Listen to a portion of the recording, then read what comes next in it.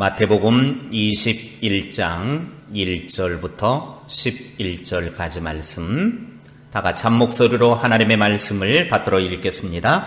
그들이 예루살렘에 가까이 가서 감람산 벳바게에 이르렀을 때에 예수께서 두 제자를 보내시며 이르시되 너희는 맞은편 마을로 가라. 그리하면 곧 매인 나귀와 나귀 새끼가 함께 있는 것을 보리니 풀어 내게로 끌고 오라. 만일 누가 무슨 말을 하거든 주가 쓰시겠다 하라. 그리하면 즉시 보내리라 하시니 이는 선지자를 통하여 하신 말씀을 이루려 하심이라. 일러스되 시온 딸에게 이르기를 네 왕이 네게 임하나니 그는 겸손하여 나귀 곧 멍에 매는 짐승의 새끼를 탔도다 하라 하였느니라.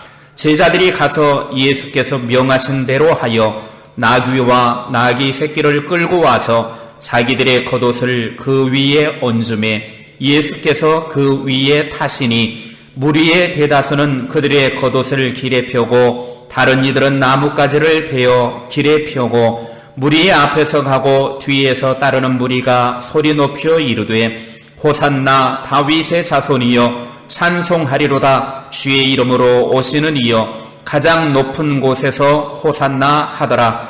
예수께서 예루살렘에 들어가시니 온 성이 소동하여 이르되 이는 누구냐 하거늘 무리가 이르되 갈릴리 나사렛에서 나온 선지자 예수라 하니라. 아멘. 예수님과 제자들이 예루살렘에 가까이 왔습니다. 드디어 메시아 생애의 마지막 주간에 들어서게 된 것입니다.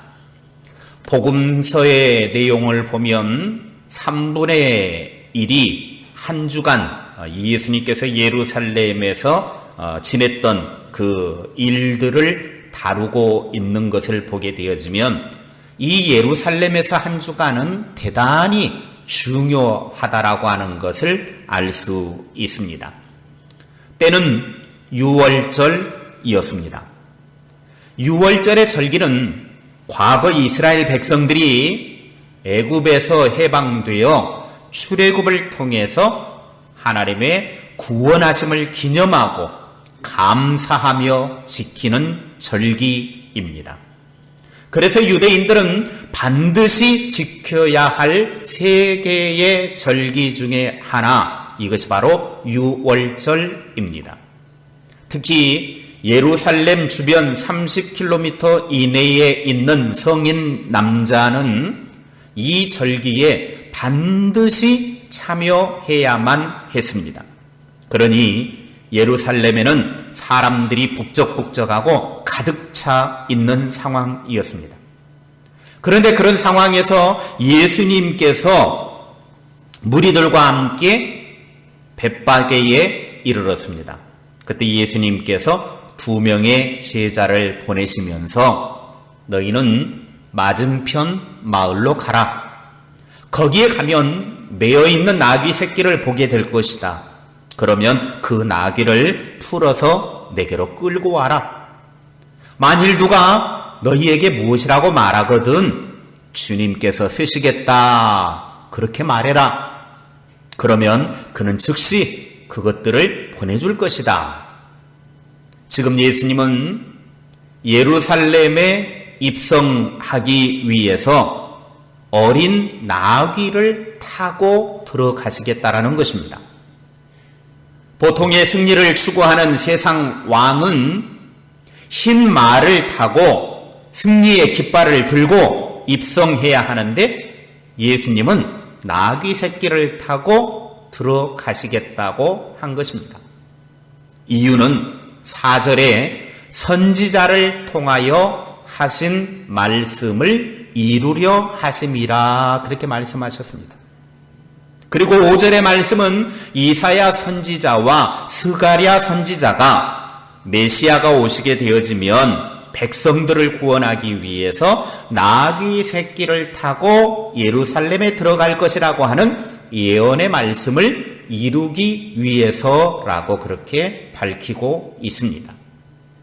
21장 5절 말씀을 같이 보겠습니다. 시작. 시온 딸에게 이르기를 네 왕이 네게 임하나니 그는 겸손하여 나귀 곧 멍에 매는 짐승의 새끼를 탔도다 하라 하였느니라. 여기에 하라 하였느니라 이 말씀은 구약의 말씀을 인용했다 그 말입니다.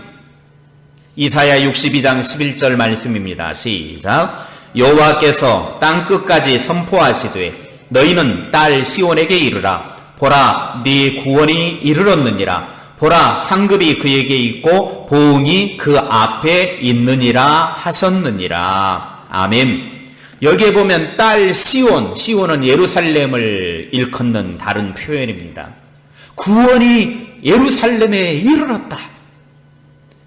그러면 무엇으로 인하여 구원이 이루어지느냐? 예수님이 메시아 되심으로 예루살렘에 들어오심을 통해서 구원이 이르렀다라는 것입니다. 그러면서 스가랴 9장 9절 말씀에 이렇게 예언이 되어져 있습니다. 시작. 시온에 따라 크게 기뻐할지어다. 예루살렘에 따라 즐거이 부를지어다. 보라 네 왕이 네게 임하시나니 그는 공의로우시며 구원을 베푸시며 겸손하여서 나귀를 타시나니 나귀의 작은 것 곧 나귀 새끼니라. 아멘. 제자들이 가서 예수님께서 자기들에게 지시하신 대로 정말 맞은편 마을로 가서 보니까 나귀 새끼가 매여 있는 것입니다. 그래서 신기해가지고 나귀 새끼를 풀고 있는데 주인이 말합니다. 여보쇼. 왜 남의 나귀 새끼를 풀고 있는 거요? 그래서 그들이 대답을 합니다. 뭐라고 대답했습니까? 예수님이 뭐라고 이야기하라고 그랬죠? 예, 주님께서 쓰시겠답니다. 그랬더니 나귀 주인이 그러셔? 그럼 얼른 빨리 가지고 가시오. 이해할 수 없는 일이 벌어진 것입니다. 제자들이 나귀 새끼를 끌고 예수님께 왔습니다. 그리고 자기들의 겉옷을 얹어놓고 예수님이 그 위에 올라타게 합니다. 예수님께서 그 어린 나귀 새끼를 타고 예루살렘으로 저벅저벅 가시는데 참 우스운 꼴이죠. 나귀는 원래 다 커도 그렇게 많이 크는 말처럼 크지를 않아요. 그런데 새끼 나귀를 타고 가니 얼마나 우습겠습니까? 그것도 다 큰 성인이 나귀 새끼를 타고 저벅저벅 가고 또 따라오는 사람들은 길에다가 자기들의 옷을 깔고 또 종려나무 가지를 잘라와가지고 흔들면서 호산나 다윗의 자손이여 찬송하리로다 주의 이름으로 오시는 이여 가장 높은 곳에서 호산나 하면서 막 노래를 부르며 승리의 예루살렘 입성을 하는 것입니다. 온 예루살렘 성이 떠들썩였습니다. 그래서 사람들이 묻습니다. 이 사람이 도대체 누구요? 그러자 무리들이 하는 말이 이분은 갈릴리 나사렛에서 오신 예언자 예수님이십니다. 예루살렘 온 성이 오늘 말씀에 보면 소동했다 그랬습니다. 여기에 소동했다라고 하는 말은 지진에 의해서 흔들렸다 그런 뜻입니다. 마치 예수님께서 탄생하셨을 때 마태복음 2장 3절에 보면 헤롯 왕과 온 예루살렘이 듣고 소동했다 그것과 똑같은 단어예요. 예수님이 나귀 새끼를 타고 예루살렘에 들어오시자마자 예루살렘은 지진이 난 것 마냥 충격이 온 것입니다.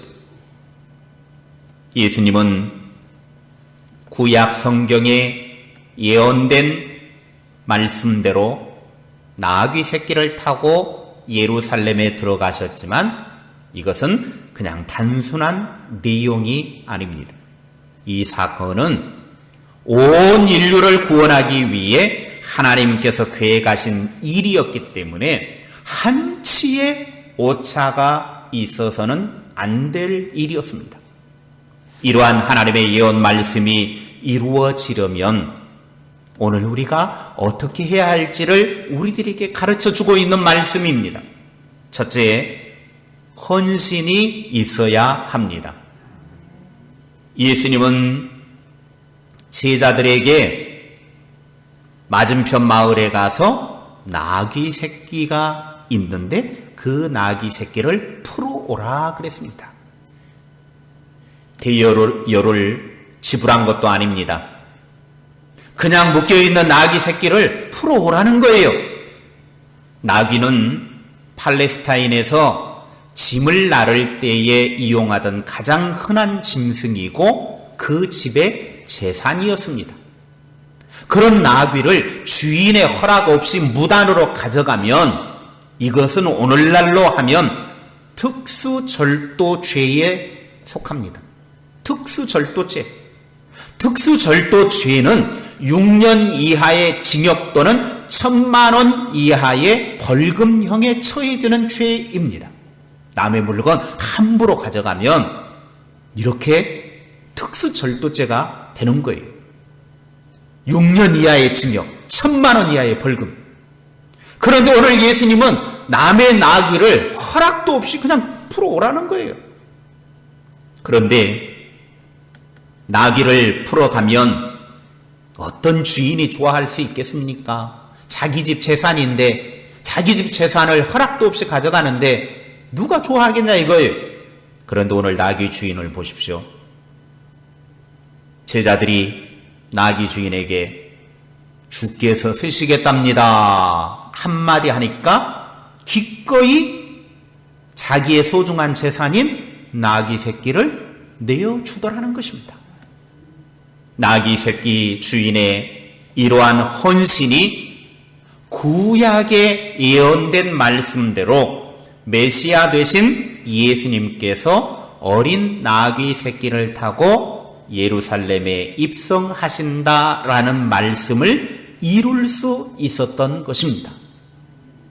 주님을 위한 우리의 헌신은 말씀을 이루는 데 사용되는 도구가 될 수 있습니다.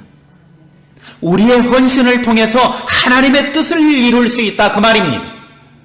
내가 조금 힘들고 손해를 보더라도 기꺼이 나귀 주인처럼 내어드리는 헌신을 통해 하나님의 나라를 이루고 하나님의 뜻을 이루는 데 쓰임받는 복된 삶이 되시기를 주님의 이름으로 축복합니다.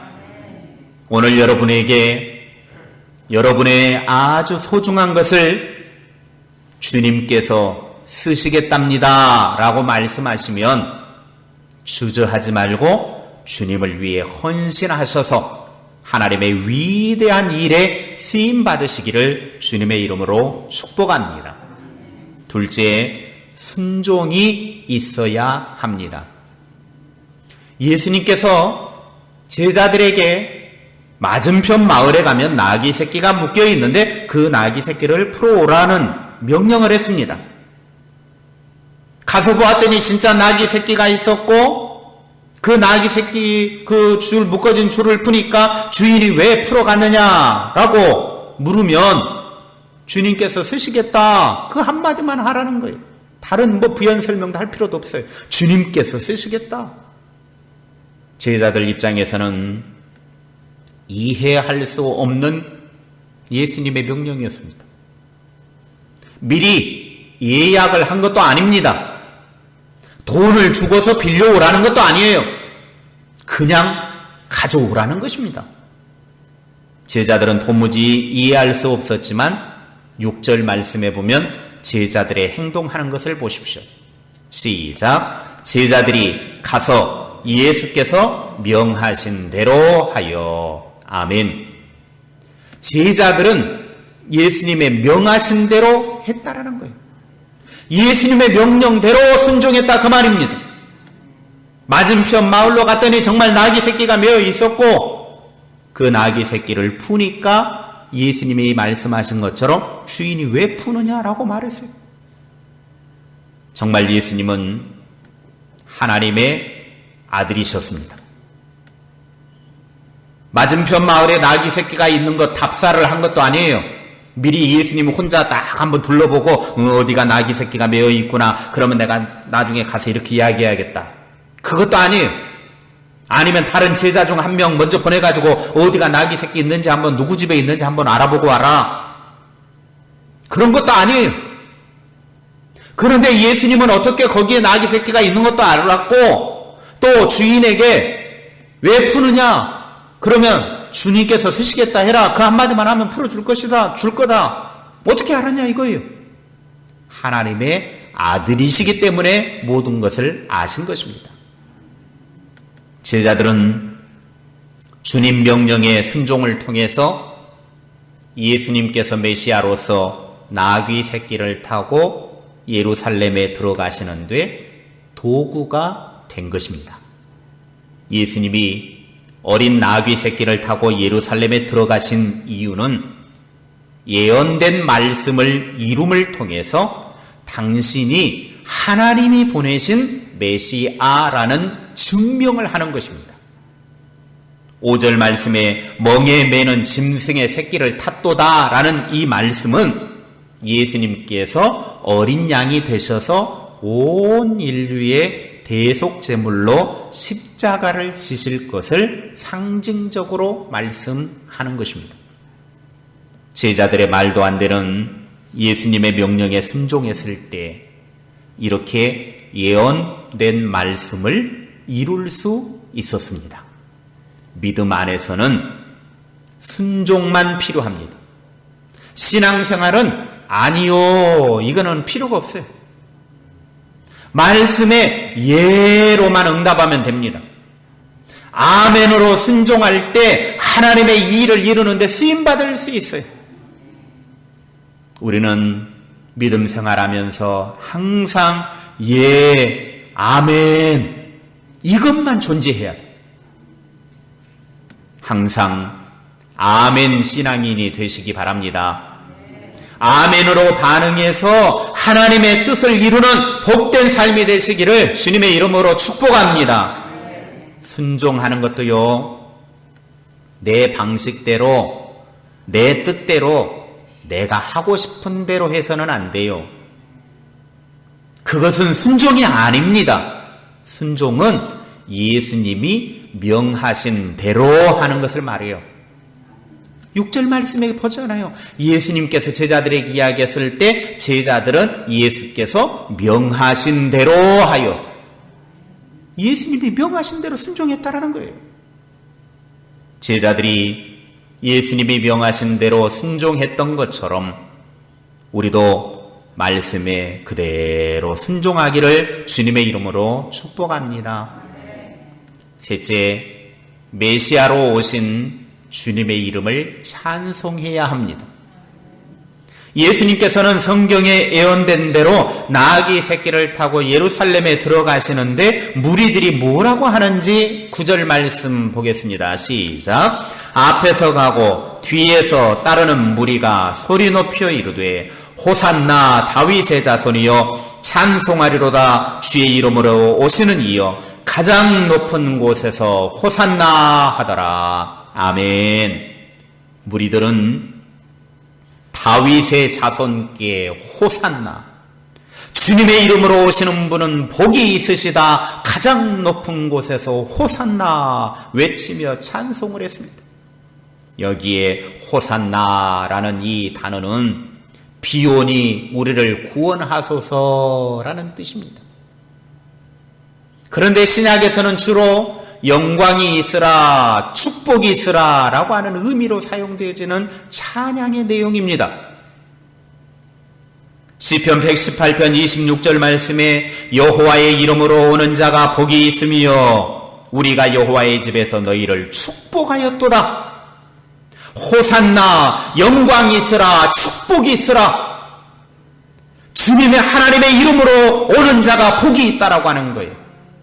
예수님은 하나님의 이름으로 메시아로 오셨기 때문에 복이 있는 분이십니다. 그래서 수많은 무리들은 종려나무를 흔들며 호산나를 외치며 찬송했습니다. 종려나무 가지를 흔드는 행위는 역사적으로 175년 안티오코스 에피파네스라고 하는 사람이 예루살렘을 함락을 하고 유대인들을 무참하게 학살을 합니다. 그리고 유대인들을 도륙을 하고 그 시체들을 개에게 던져주고 돼지의 먹잇감으로 막 시신을 던져버려요. 그리고 그들은 예루살렘 성전에서 돼지고기를 제우스 신에게 제물로 바치도록 명령을 합니다.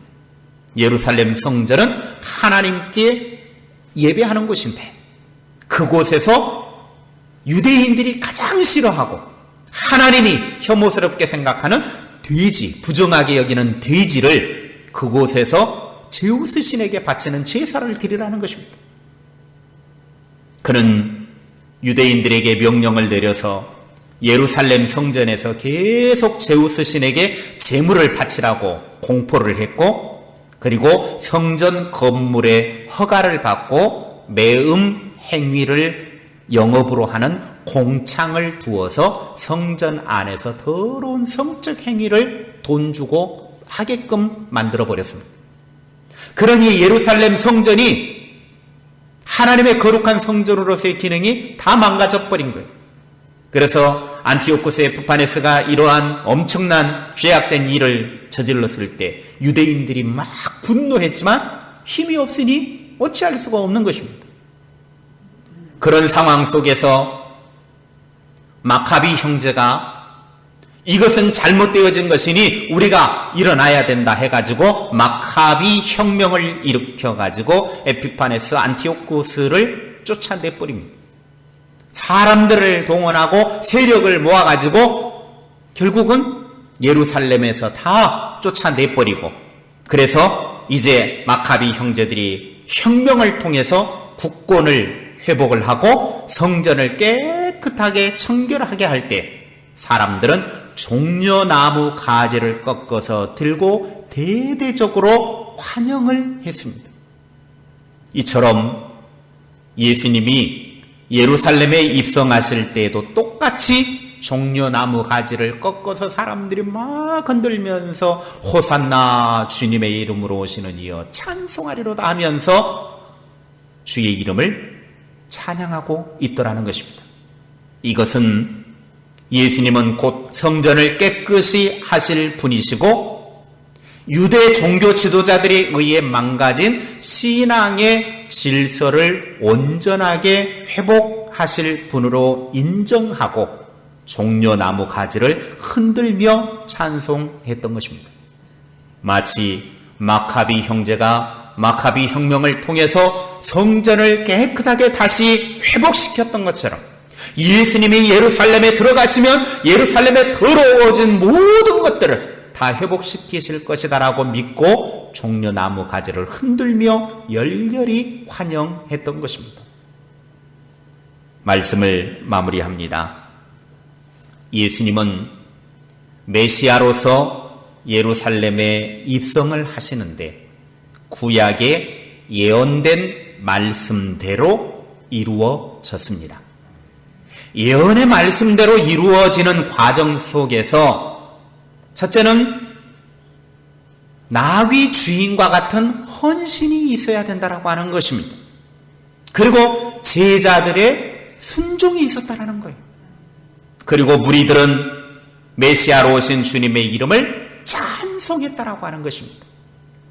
우리들도 하나님의 말씀을 이루고 하나님의 뜻을 이루기 위해서 즐거이 헌신하고 어떤 말씀이든 순종하고 주님의 이름으로 찬송할 수 있기를 주님의 이름으로 축복합니다.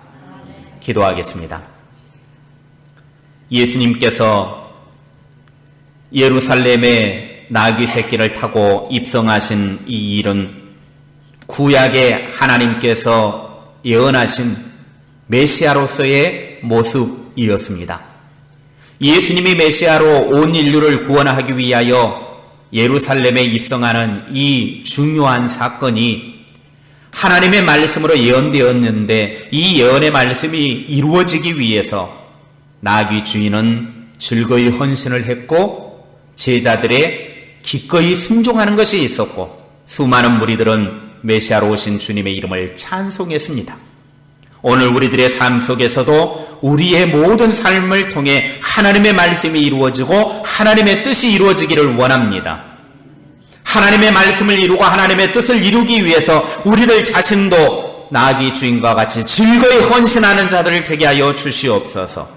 제자들처럼 주님의 말씀이 어떤 말씀이든 그 말씀에 순종하게 하여 주시옵소서. 내가 이해할 수 없고 도저히 받아들일 수 없는 말씀이라 할지라도 주님의 말씀대로 순종해서 하나님의 뜻을 이루는 주님의 사람들 다 되게 하옵소서. 많은 무리들처럼 주님의 이름을 찬송하며 이 믿음의 길을 걸어가기를 원합니다. 우리를 구원하시기 위하여 오신 그 주님을 찬송하여 하나님께 영광이 되어지며 주의 이름을 드높이는 주의 백성들 다 되게 하옵소서. 예수님의 이름으로 기도하옵나이다. 아멘.